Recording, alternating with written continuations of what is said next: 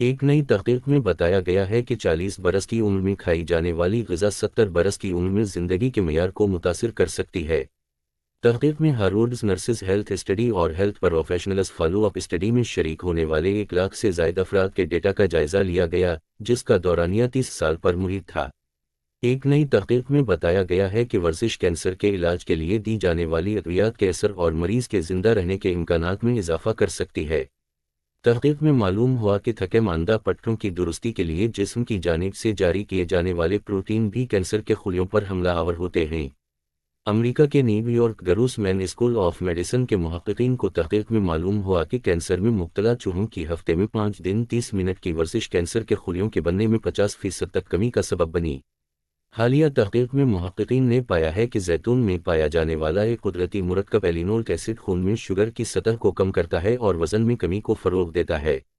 Media reports کے مطابق مذکورہ بالا دریافت انسانوں میں موٹاپے اور ٹائپ 2 ذیابیطس کے انتظام کے لیے محفوظ اور سستی قدرتی مصنوعات کی دستیابی کا باعث بن سکتی ہے۔